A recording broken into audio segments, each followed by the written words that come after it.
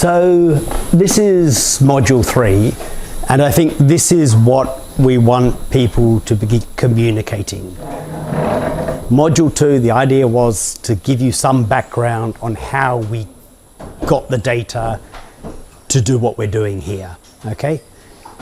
And just as a refresher, we will only be presenting the projections for this SSP 245, which corresponds to this 2.7 degree rising temperatures from pre-industrial era, okay? We'll only be presenting the baseline and the end of century projection. And in some cases, what we'll have done is we'll have worked out what the difference is between 1981 to 2010 and the end of century. And so you'll just see one map. Other times you'll see the comparison of maps. Where there's a comparison of maps, it's usually because they're quite striking, okay? Some of the results don't look particularly striking. Others are quite shocking. So we've broken it down into 4 themes: water, heat, food security, and then impacts on the environment, and tried to cluster the slides under those. But of course, some of them are cross-cutting. So water affects food security and affects, etc. Okay? So from that data that we harvested from the Swiss Federal Institute, we then looked at how do annual rainfall totals change in Sabah due to climate change. And this is expressed as a percentage change in rainfall relative to the 1981-2010 baseline. The scale goes from 15 to -15. -15 kurang hujan, 15 is tambah hujan, okay, more rain. And what you see is, in general, most of Sabah is going to become slightly wetter. The range is from 0.1 to about 8.5%. But that's not the whole story. Okay, the other thing I'll point out is on each of the slides, there is a link to the scientific paper that supports our methodology. Okay, so this is not a, as I said, not a Sindiri exercise. We've gone to the scientific literature and based our maps on published peer-reviewed studies, okay? Yeah, total rainfall change isn't the total story. What we see is that if it's a wet season, you're going to see slight increases in the amount of rain. Same scale, the range though is from +5% to about +17%. So you can expect a little bit more rain during the wet season. Conversely, during the dry season, we're going to see a slight drying of the dry seasons, ranging from -12% to some areas with slightly increased rain, okay? So there's a lot of, you can see in the colours, there's a lot of variation across the state. Monthly rainfall or yearly rainfall doesn't tell the whole story. So what we also extracted out from that NASA data set, the ones I was telling you about of the daily projections, were how many dry days, consecutive dry days, are we going to have? So the number of rains, tidak ada hujan. So that's change in dry season length. The Sabah as a whole is expected to have about a 31% increase in the length of the dry spell, period where we have no rain. Of course, it varies across the state, ranging from some areas there's actually going to be a slight decrease of 16%, with other areas, there's going to be only a 16% increase in the dry spell. Other areas experience up to a 44%. Put that in context, if at the moment you have 1 month a year, 30 days a year of continuous dry, then that's going to increase by the end of the century to a 40 days dry spell. Okay. We also looked at the change in the number of days with more than 20 millimeters. These are all climate extreme indices that the IPCC recommends that you calculate. Greater than 20 millimeters is meant to be an indication of flooding risk. So what we see for Sabah is that there will be an increase in the number of days where we'll get more than that amount of rain. A 33% increase for the state as a whole, but it varies, with some areas only receiving a 1% increase and other areas basically doubling the number of super wet days. Okay. We also looked at how much the rainfall intensity is going to change. So the heaviest rainfall days in a year. This has changed 24-hour period, okay? So the day of the year which is paling teruk for hujan lebat, okay? And what we find is that on average, the state will see a 16% increase in the maximum amount of rainfall in one day. So if you are currently, worst case scenario, getting 100 millimeters, then you're going to be receiving 116 millimeters. There's quite a bit of variation across the state. Some areas, the heavy rainfall will decrease. Other areas will see up to a 2/3 increase. Okay? So what does this mean? Generally, we're going to see an increase in rainfall, but there's going to be this thing of increased seasonality. You're going to have wetter wet seasons, which means if you're in the wet season and you tamba the rainfall, you're going to be increasing your flooding risks. So what we saw just recently in Penampang is likely to become a more frequent event. The dry seasons are going to become drier. That's going to increase the drought risk for our rain-fed agriculture. So padi bukit could be particularly susceptible. It's also going to cause potential water security issues for communities. Any community that uses the gravity feed system, atau harvests air hujan, so where you're going in Pitas Laut, a lot of the main source of their water is from rainwater harvesting. That's going to be threatened, okay? There's going to be less water security for those communities. It may impact our power generation.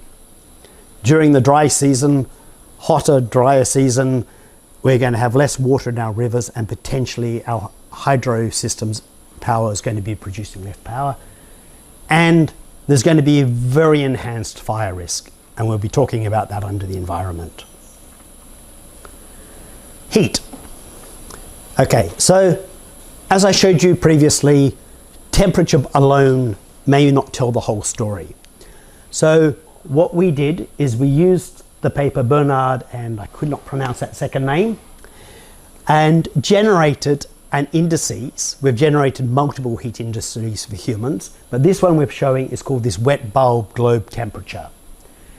And then we've adjusted it to account for people working outdoors. This device here shows a wet bulb globe thermometer, and it's lain dari thermometer biasa. This is your thermometer biasa, your normal thermometer, but it also incorporates a wet bulb thermometer. And this, you've got water in here, and the thermocouple is covered by a bit of cloth, and what it measures is the evaporative cooling. You know, when you're outdoors in a hot, dry environment, the water gets evaporated from your body and your body cools down a bit. And then this last bulb is a black bulb, that's why it's BG. And what that measures is the heating effect of direct sunlight, okay? Why it's important, if you're a worker outdoors, it's not just the ambient temperature, you're also getting direct heating from being in the sun, okay? Why is it important? Well, wet bulb globe temperatures of 35 and above, humans tidak boleh tahan. We cannot survive those for extended periods. You're at extreme risk of heat stroke, and if you don't take immediate actions of reducing, getting away from those temperatures, within 6 hours or so you'll be dead. Okay? What we did is we calculated this wet bulb globe temperature for the current conditions, and then we used a classification scheme from the US Defense Forces, where what they do, they break it down into thresholds: low threat, elevated threat, moderate threat, high threat, extreme threat. In extreme threat conditions, their recommendation is 10 minute exercise or working, 10 minutes outdoor working, 50 minutes resting. Okay? Otherwise you're at risk of going into heat stroke. And what you can see is that Sabah, in our worst times at the moment, the lowland areas, our palm area along the Kinabatangan and the Paitan area in Klias, get into the high threat level. So that equates to 20 minutes of working and 40 minutes of resting. Okay? This is a projection for the end of century. You can see large parts of Sabah have gone into this extreme threat category, and there's just a smidgen of pink coming into the map. And this is where the temperatures, these wet bulb globe temperatures, are reaching these critical levels. Okay? Where if you remain outdoors under these conditions, then you will pass away. And this is not doing exercise, this is just natural, okay? Yep. Can you go back the escape plan to look at where low threats are? Okay, so low threats. Low threats, our Bornean Highlands, Crocker Range, Terus Madi, and Mount Kinabalu.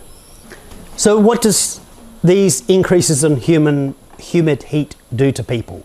Well, the immediate thing is you're at high risk of heat stroke. And already this year, we had a couple of deaths from heat stroke in Malaysia. There were substantially more in Thailand and ridiculous numbers in places like India and elsewhere. So we're probably going to start to see more people dying, outdoor workers dying from this. But I think actually a bigger problem than that is the long-term effects of heat. There's a relatively newly described disease called heat stress nephropathy, or CKDNT, non-traditional kidney disease, also referred to as Mesoamerican kidney disease. Okay, it's different because it hits people who are in their prime of the life, early 20s and early 30s, the outdoor workers. And I was reading a little bit about it this morning. In some communities, it's actually devastating the community. It's putting a massive burden on health services in these countries, because you've taken a person who's macam kuat and sihat, and you've then made them to be a dialysis patient. In extreme cases, it can result in death. In some cases, it just seems to stop after diagnosis. Okay, so it seems to be quite a spectrum impacts. It's also going to impact our rural livelihoods and incomes, because if you're an outdoor worker, you can't work as many hours if you're doing kerja keras di luar. Okay, you can't spend as much time tanam padi because the conditions are just going to get oppressive, and you're going to go, let's go to rest. Okay, it's also going to restrict. There are some Yep. outdoor work you can do at night. Yeah. Like tapping rubber. Yeah. But some you cannot do it. Yeah. Like cutting the Yeah. hardware. Yeah, and there's some jobs that we can mechanize, but that will be the next discussion when we talk about focusing in areas, and you talk about your community. You could talk about, can they do adaptation, can they mechanize, can they change working hours. It's also likely to reduce the intensity of your work, because if you're really doing heavy hard work, then you're going to be basically not being able to do it. Okay. I'll be covering about food. So again, food is very, very important for us, and in the coming decades, it's going to be greatly affected by climate change. So if I think the first one we're going to talk about is rice yields, which I think quite relevant here also in Tinohan, right? So from here, this map is based on the 81-2010 baseline. So this is nth century. So you can see by nth century, with most of Sabah, you can see as much as like 30% decrease in the yield of rice. But I want to ask clarification. This is not including the precipitation and everything. No. So this is just decrease. This study here by some Chinese researchers showed that rice yields, the number of panicles, the weight of grains, all decreases with temperatures. Their rate was quite high compared to what's in the IPCC, but their study was not incorporated in the IPCC because that report came out prior to their study. Okay. So yeah, you can see most of the lowlands in Sabah will suffer a very significant decrease in rice yields. So considering rice is one of our staple foods, this is quite a huge risk to our security. Not only that, but since Sabah does not actually produce enough rice for our population, we import a lot of our rice. So if, let's say, another big global crisis happened, like during COVID, a lot of our food supply, like rice, was cut off. If we're not even self-sustaining with rice, this is going to cause a huge social problem in the future. So this is something we, again, in the communities that depend on rice, they probably have to adapt a lot. They have to know that this is a risk coming for them. Next will be heat stress on livestock. So this particular map is for broiler chicken, so daging ayam. So right now, this is the current, we can say current heat risk level for these broiler chickens. So you can see around these, I guess this area here, it has enclaves. There's a severe threat to the chicken, but elsewhere here, like elsewhere here, it's only like moderate threat, normal threats, especially in the highlands.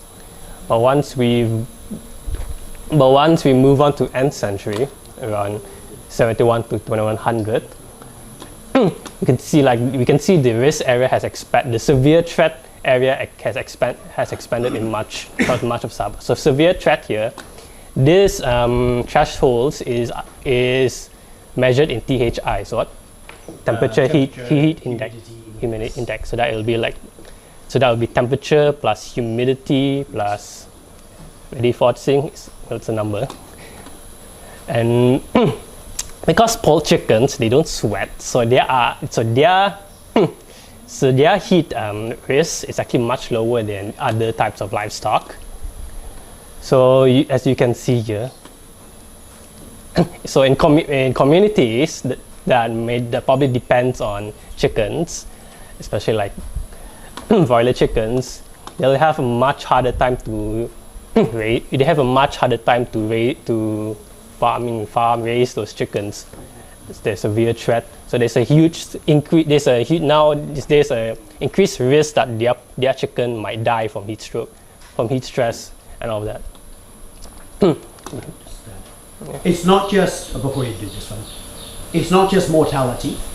If you know the life cycle of our chickens, the battery chickens, they live for roughly about 40 days, from kicil sampai potong. And what happens with increased temperatures is that chickens stop feeding. So growth rates slow down. Even before we get into critical temperatures where they die, you start to get slower growth on your chicken. You also get poorer meat quality. So your small little kampong chicken farmer, I'm not talking about the ones that run around, but the ones in the kandang ayam, are going to find it much harder. Okay, without factoring in the costs of feedstock and things like that, because many more of their chickens are going to die and they're going to be growing a lot slower. Okay, so that's one of the issues that could affect some community livelihoods. The big players can afford air-conditioned chicken pens, and that's what they're going towards. We were talking to some industry, so your chicken will be mass-produced in those climate-controlled things. Okay. Yeah, another thing about those climate control plants, a lot of our small-scale farmers, they couldn't afford that. From what I understand, to even build a building like that, they need a permit, which costs money, which again, probably not something a small-scale farmer will financially have. So again, a lot of pressure to our farm, a lot of pressure to the small kampung farmers. So next will be changes in fish biomass. This one again this one is again a percentage change in relation to a baseline of around, this baseline is which one? 81? Yeah. Well, it's a baseline close to the one we usually have.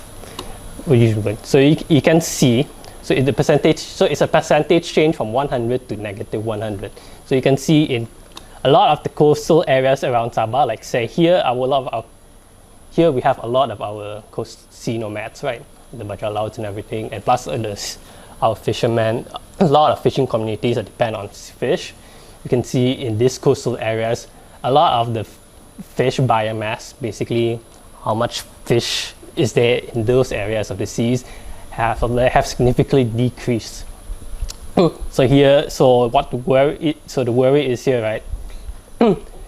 Because of this decrease, the livelihood of fishermen probably could not be sustained. They don't have enough to sustain food for themselves and their family, and then for their finances. They probably might have to venture out further and further away to more deeper, riskier waters. But then if you can see some areas here, you can see an increase of like 100%. So this areas this is because of the changes maybe in sea temperatures or something like that. This is probably where the fishes might retreat to, is bucket of fish. And again, because the fishes have now retreated into like these smaller areas, so potentially here, these areas probably has much more competition between fishermen and then there's commercial fishermen. Again, if all the commercial fishermen, all these commercial boats, fishing boats, also go to this area, our small-time fishermen again might not be able to compete. Again, the kampung fishermen, they all again will be left out. They will be struggling. They will have to fight for their income against much bigger commercial players. What we did cut from here is a map. So their work was from the whole of the Southeast Asian region. And what you see is lots of blue spots like this, jauh dari Sabah, for lots of the species. So it seems to suggest that fish stocks will be shifting offshore. And what it means is they'll be going into international waters, into the South China Sea. There could be much more conflict between fishermen from around the regions, etc. So the next one's impact on the environment, and this is one more my area, I think most of you know. So what we looked at is we generated an indices called precipitation to potential evapotranspiration ratio. Okay, precipitation, air hujan. Okay, potential evapotranspiration is the transpiration from the plant and the evaporation from the soils. Okay, the idea is as temperature increases, both these increase. Okay, we're also going to get changes in that. So what this ratio does is it looks at the water balance, how much is coming in and how much is coming out. Okay, and if they're equal, if it equals 1, the ratios are 1, then you're balanced. And it's like your bank account. You want a balanced bank account, or you want a situation where you get more water coming in than's being lost. Okay, and that's the same for plants. If the ratio is greater than 1, you've got a nice healthy little plant. If you start getting this ratio below 1, so you're losing more water than's coming out, you start getting moisture stress. Your plant looks like that. Okay, so what we did is we calculated it for the whole of the state and then worked out how many consecutive months it fell below 1. Okay, and this is number of months here from 0 to 12, and you can see that based on a 30-year average, most of Sabah doesn't experience extended periods of water stress. The plants are going to be happy in general most of the time. Maybe when we have a El Nino event and a Kemarau Panjang, there will be a bit, but on average. There are some areas which experience 1 month, 2 months, or up to 6 months of this water deficit. Okay, and this is how it changes for end of century under our current trajectory. That little bit of red is rough, somewhere around here, is roughly where we will be going on the field trip. And they're projected to be experiencing 12 months of the year with this ratio drops below this critical threshold. When you've got those sort of conditions, you do not typically have tropical rainforests. You go into some sort of dry forest or savanna or seasonal forest, okay? And you can see there's other areas with 9 months and the total area of blue has decreased. Okay, so this is my latest work. What we did is we then took that information about how long the dry season is going to increase, the cumulative dry days.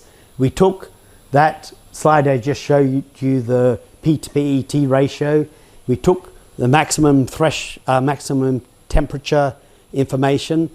We then got population information. We got our road network, elevation, etc., various other things in the model. And then we got the fire data from NASA's Fire Information Resource Monitoring System. And we created a fire risk model following this procedure. Fire risk, rendah, tinggi, sangat tinggi, okay? And this is what it looks like now, that places like Bin Suluk have some of the highest fire risks in Sabah. Suk is also a high fire risk area. Most of the state, though, is very low to moderate. Then we projected the model over the 245 future for the end of the century. Go to that one. And what you're seeing is colours that were never seen before.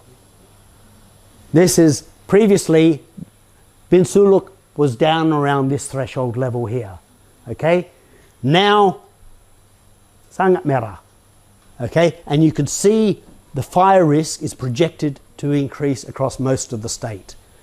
What we're now doing is we're overlaying the fire risks and our protected areas. We're overlaying the fire risks and our carbon stocks and also our high conservation value species. Okay, this is going to impact human health. When we get the fires, we get the jerobu, the haze. Okay? And you have respiratory illnesses coming from that. It's going to have direct economic effects because when we have the jerobu, our tourism numbers plummet. It's going to be a major threat to our forest and our biodiversity, and it will have significant impact on our ability to achieve net zero because these forests burning release massive amounts of CO2 and you no longer have that sequestration on that forest, okay? And it's going to impact plantations and also agriculture. We've also got information on marine environments. I'm not going to say too much about this. This is the sea surface temperatures, current, and how it's projected to increase in the future. This we don't know much about because we're not marine biologists, but it's likely to impact our coral reefs and our seagrass beds. We've also collected the sea level rise, and then this is the map of Sabah, and these areas are going to be inundated due to sea level rise. And this may impact our mangrove forests. What happens is it's projected that as sea level rise, you're going to get a die-off of the oceanic side of the mangroves, and they're going to want to move in here. But this is all ladang sawit sudah. Okay, so we're going to probably see a contraction of mangroves. Can we do anything about it? Okay. Yes, we can. Next. Okay. This I showed you as the projected humid heat for our current trajectory.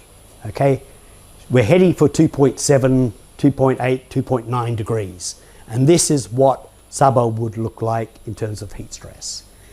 If we implement strong mitigation measures, next, we see quite substantial reductions in the pain.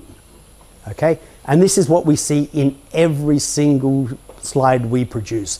If we go to 245, this is how bad it is. If we head to manage to keep it to below 2 degrees, the damage is less. Can you go to the next one? But if we keep doing what we're doing and we start heading to the 3+ degrees, then this is the future that we will be leaving our kids or our grandkids.